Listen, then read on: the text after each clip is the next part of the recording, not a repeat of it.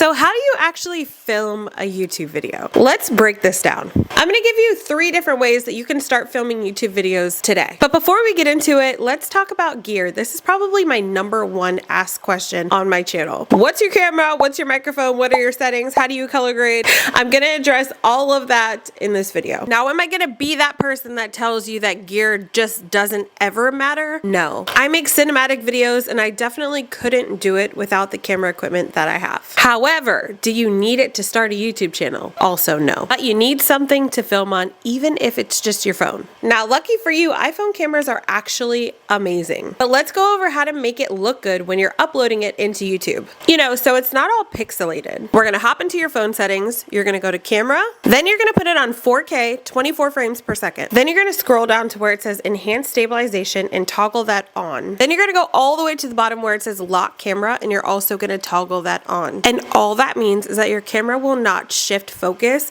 whenever you're filming. Like say it's recording me and then all of a sudden it focuses on something in the background. We want to ensure that the focus stays on you no matter how busy your background is. And as far as iPhone settings, that's really all you need to know. We just always want to make sure that we're using the back camera and never the front camera. It's just better quality. And last thing for the iPhone, you're going to want to get some kind of microphone just like this. So your sound quality is a little bit better.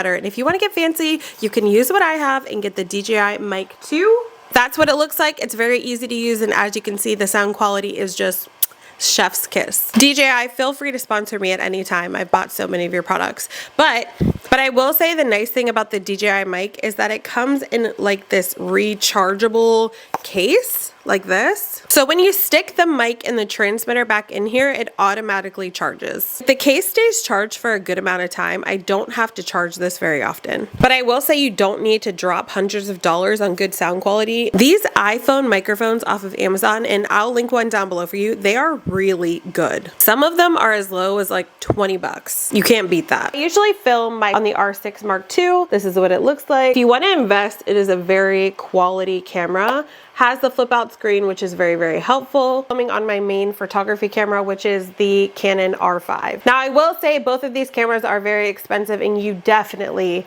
do not need them to start out with, especially if you don't plan on learning how to color grade your footage. If you're just starting out, I would grab something like the Sony ZV-1. This is what it looks like. Also has the flip out screen. It's pretty much just auto. You pretty much just turn it on and record. You can see yourself in the flip out screen. I would get like maybe like a tiny little tripod, talk to the camera, you're good to go. It's pretty much good to go out of the box, which is so helpful. Absolutely no color grading needed with these Sony point and shoot cameras. Something else that I absolutely love that I always have on me is my drone, especially when I'm filming those cinematic vlogs that you guys love so much. I'll link the one that I have down below for you, but it is literally just as big as my hand and the quality is insane. I have a bigger DJI drone, but it just takes up too much space in my bag and I really have been loving the Mini for the past year. It shows my audience like a full view of where I'm at. All right, step 2, you need to plan your content. Not only plan what your channel is going to be about, but also to plan your videos. Kind of like I did with this one. Most of the time, I just do it on my phone because it's very easy to pick it up, reference it, and move on. Now, here's where those 3 types of YouTube videos come in. First, we have a talking head video like I'm doing right now. Sitting down, also known as A-roll, aka me speaking directly to the camera.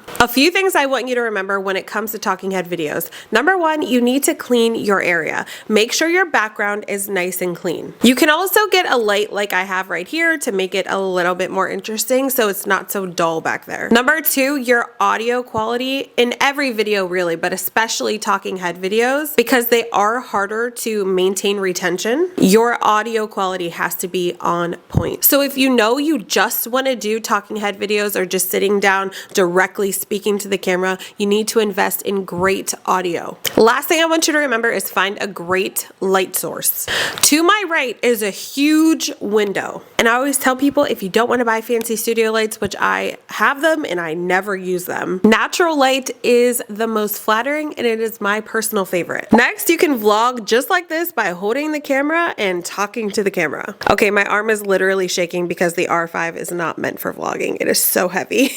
I need to work out more, but you get the picture. Now, if you're gonna do that, friends, please use something like the Sony ZV-1 or maybe even the new Sony ZV-E10 Mark II, which I just picked up for my New York trip. So I'm gonna be giving you a review on it. But if you're gonna use that style of vlogging, use something smaller. Okay, save your arm.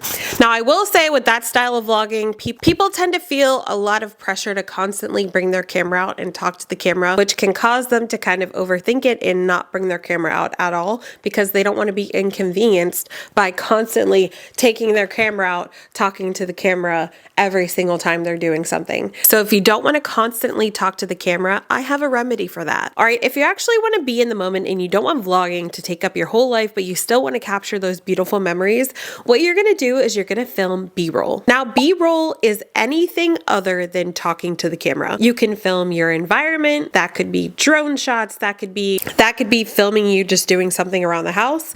Let's take my Washington vlog, for example. You'll see that in a lot of that vlog, and if you haven't watched it, by the way, it's right here. Well, you'll see in that vlog, I was not talking to the camera the whole time, but I took you guys on the entire experience with me. How did I do that? I set my camera up on a tripod and I filmed our trip. Now, did I have little segments where I'm talking to the camera? Of course I did. I like to mix up B-roll and talking to the camera. I just think it makes for better storytelling, and as you film more, you're gonna get so much better at this, okay? But the key is to actually film and practice. So while you're filming B-roll, you can do voiceovers, you can just do text on a screen, or you can simply just use background music and put it over your B-roll. The only place that I personally trust to get my copyright free, this is very important, okay? You don't want your videos copyrighted because YouTube will not pay you if that happens. The only place that I trust to get copyright free music is Epidemic Sound. I'll leave my affiliate link down below. This is not a sponsored video, but I've been using them for years. But if you want to start a vlog channel and you're getting a little bit of anxiety about taking your camera everywhere and talking to the camera constantly, I would highly suggest just filming what you're doing and then pop in every once in a while to talk to the camera and lead your storytelling. Now, the one thing that I will mention if you're filming B-roll is don't forget to move your camera around, okay? Having the camera just pointed at you while you're enjoying the scenery can be a little bit boring. You have to get different angles, show the environment, get a nice wide shot with your drone, get a tight shot of a small little detail in your scenery, tell a story, but don't just set the camera there and forget about it, because that's going to make for a really, really boring vlog. So the number one tip I would have for B-roll is to move your camera around, okay? Get some handheld shots, move your tripod to a different angle, let them see a different point of view. It's work. Creating cinematic videos or even vlogs, it is a lot of work. And I think that's what most people just don't understand. You have to love it and you have to want to do it. Or else you get in like that weird little mindset where, oh, nobody's gonna care. Who would even watch this? And then you just don't pick up your camera at all, which is way worse. Because one thing's for certain, two things for sure. You're never gonna get better at vlogging and cinematography if you don't pick up your camera and press record. And while we're at it, this might be just my personal opinion, but you don't have to tell people in every single video to subscribe to your channel. If they like you, they're gonna subscribe. If they teach me something like I'm doing in this video, I'll subscribe. Creativity goes where energy flows, okay? So pick up your camera. You got this. 2025 is going to be the year that you start your YouTube channel, and I can't wait to be a part of that journey. I love you so much, and I will see you in the next one.